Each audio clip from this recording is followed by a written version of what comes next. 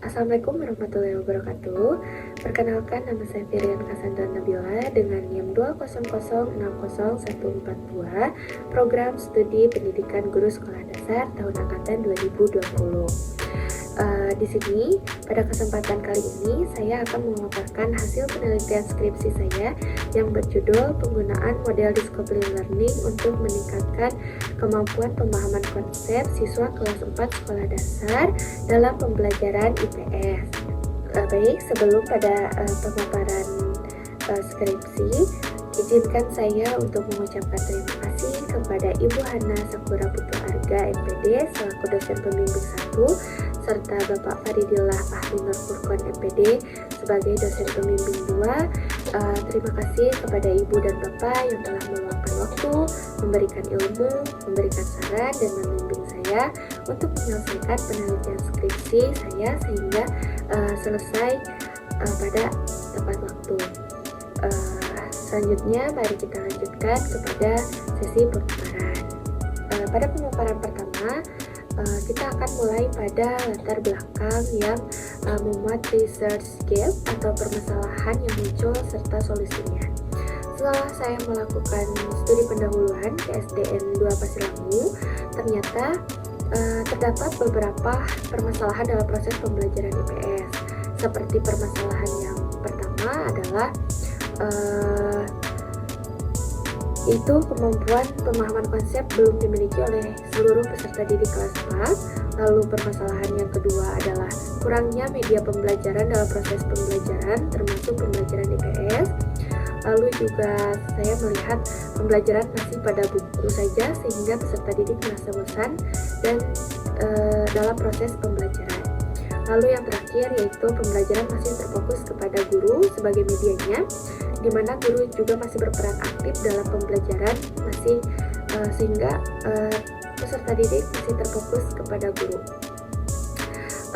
Lalu yang selanjutnya saya memberikan solusi dengan cara menggunakan model Discovery Learning untuk melakukan proses pembelajaran berbantuan media PowerPoint.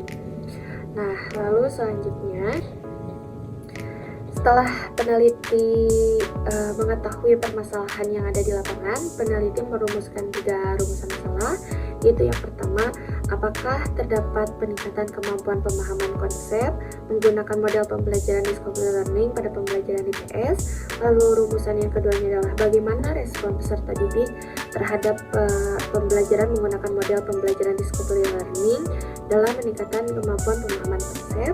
Lalu rumusan masalah yang ketiga adalah bagaimana kendala guru dalam pembelajaran menggunakan model Discovery Learning ini. Nah, selanjutnya dari rumusan masalah tersebut, peneliti memiliki tujuan yaitu yang pertama, untuk mendapat peningkatan kemampuan pemahaman konsep menggunakan model pembelajaran Discovery Learning pada pembelajaran IPS.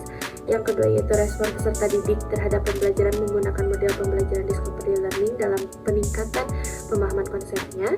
Lalu yang ketiga yaitu kendala guru dalam pembelajaran menggunakan model Discovery Learning dalam meningkatkan kemampuan pemahaman konsepnya. Metode penelitian ini menggunakan metode mixed method, yaitu perpaduan data kuantitatif dan kualitatif menggunakan desain explanatory sequential.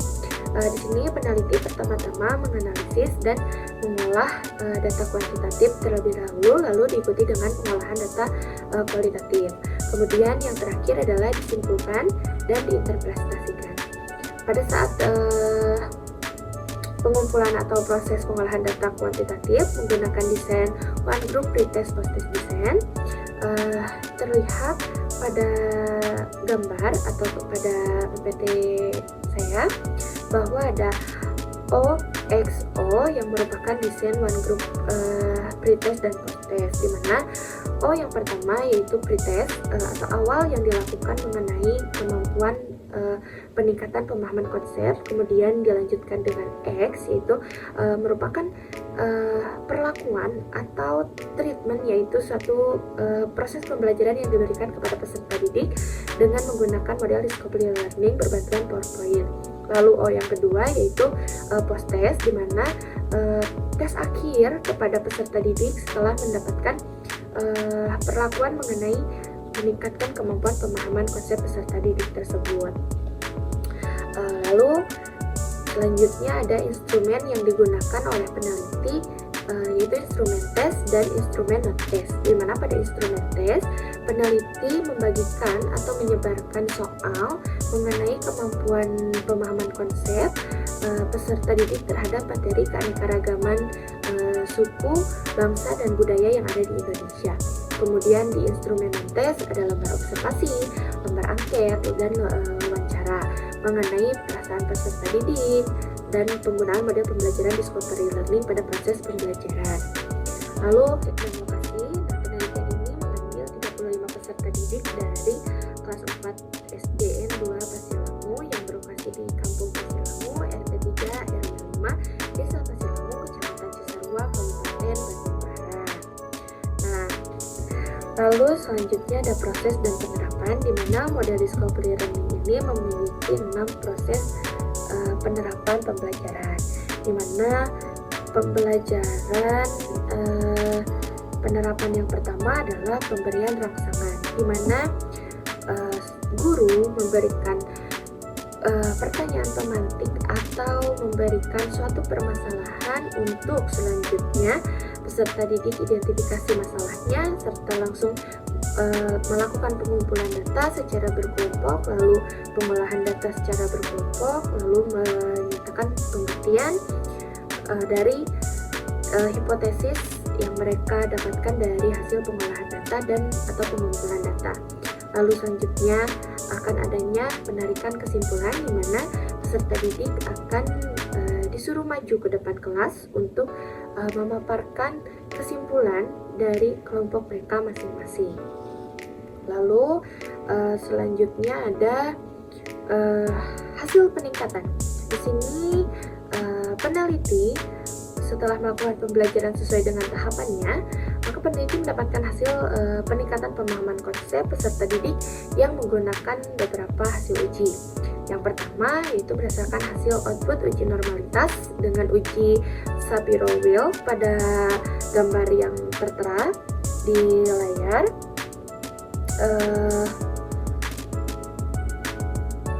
Lalu ada uji non-parametrik, yaitu uji non-parametrik Mann-Wilcoxon, lalu ada uji Engen.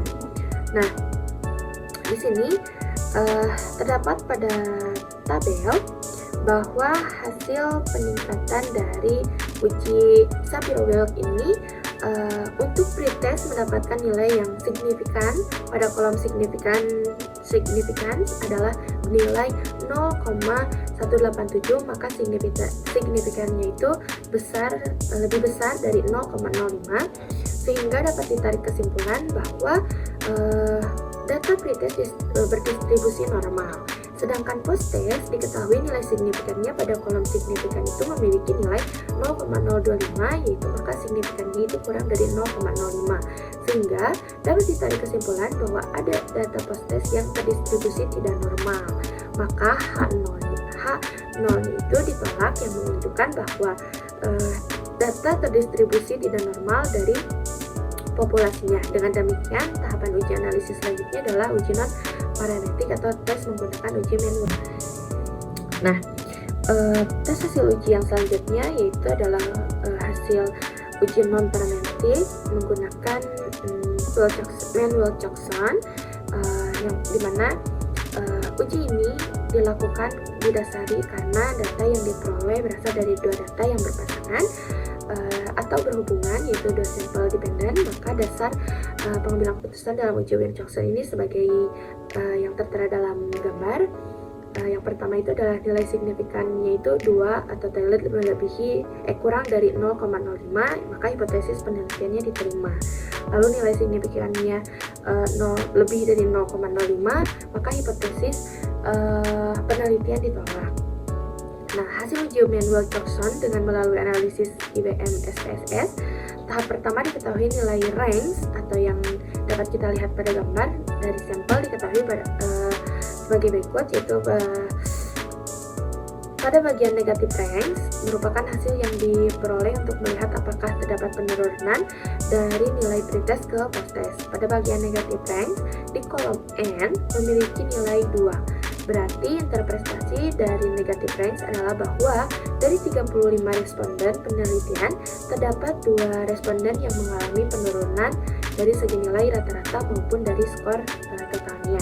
Sedangkan pada bagian positive ranks, yang merupakan hasil peningkatan dari nilai pretest ke posttest menunjukkan bahwa dari 35 responden terdapat 29 responden yang mengalami peningkatan, baik dari segi rata-rata maupun dari perolehan skor totalnya. Kemudian pada bagian TIS menunjukkan bahwa terdapat 4 responden yang tidak mengalami penurunan maupun peningkatan. Pada langkah selanjutnya, setelah mengetahui ranks dari data penelitian, dilanjutkan dengan mengambil keputusan hipotesis berdasarkan Haji.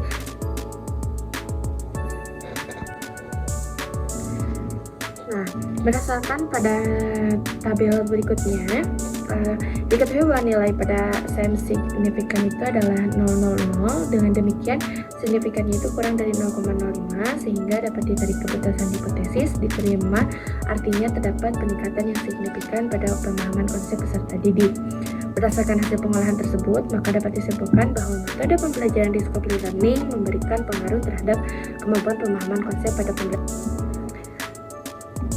Nah, untuk mengetahui seberapa besar peningkatan kemampuan pemahaman konsep peserta didik sebelum dan sesudah dilakukan tindakan selama pembelajaran, berikut adalah rumusan N-Gen-nya, yaitu N-Gen, skor post-test, dan skor pre-test. Nah, berdasarkan hasil penghitungan uji N-Gen pada tabel dalam layar, menunjukkan bahwa nilai rata-rata N-Gen skor sebesar 0,3558. Dengan demikian 0,30 lebih besar dari lebih kurang dari G dan kurang 0,70, sehingga dapat ditarik kesimpulan peningkatan termasuk ke dalam kategori sedang dengan nilai N-Gen skor minimal 2 dan maksimal 1. Dari analisis hipotesis tersebut dapat disimpulkan bahwa terdapat peningkatan yang signifikan dalam menggunakan metode atau model pembelajaran discovery learning pada pembelajaran ilmu pengetahuan sosial terhadap kemampuan pemahaman konsep siswa SD Negeri 2 Pasilamu kelas 4 SD. Nah,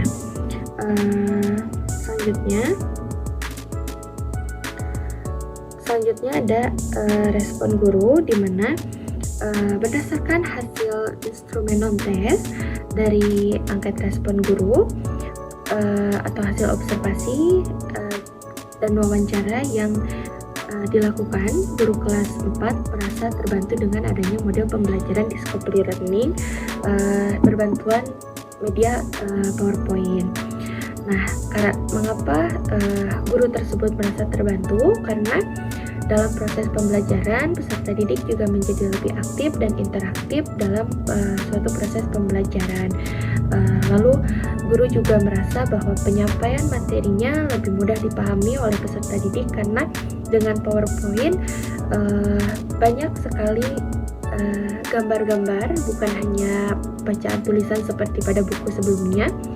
Menggunakan media PowerPoint juga membuat colorful atau berwarna, sehingga membuat peserta didik lebih tertarik untuk melakukan pembelajaran dengan menggunakan model discovery learning berbantuan PowerPoint. Lalu sedangkan untuk respon siswa dari hasil tes angket dan wawancara terhadap peserta didik juga dapat tarik kesimpulan respon dari peserta didik juga sangat baik. Mereka sangat merasa senang ketika melakukan pembelajaran secara berkelompok. Dari hasil wawancara, mengapa mereka senang dengan cara pembelajaran berkelompok? Karena menurut mereka jadi mudah untuk memahami suatu materi. Ketika mereka tidak mengerti, maka mereka akan berdiskusi dengan temannya yang lain sehingga mereka dapat memahami materi tersebut. Lalu menurut mereka juga pembelajaran menggunakan PowerPoint itu sangat seru karena peneliti menyelipkan beberapa video edukasi kepada peserta didik melalui PowerPoint tersebut, sehingga peserta didik juga merasa tidak bosan dan ada hiburannya. Lalu di sini juga ada kesimpulan, di mana kesimpulannya yaitu yang kedua adalah respon peserta didik, di mana respon peserta didik adalah respon yang positif karena mereka menerima dan ingin senang belajar menggunakan model pembelajaran discovery learning berbantuan media PowerPoint. Lalu respon guru juga sangat positif karena mereka merasa terbantu ketika kita menggunakan model pembelajaran discovery learning berbantuan PowerPoint. Cukup sekian pemaparan materi penilaian skripsi saya. Mohon maaf bila banyak kekurangan dalam pembicaraan saya. Akhir kata, wassalamualaikum warahmatullahi wabarakatuh.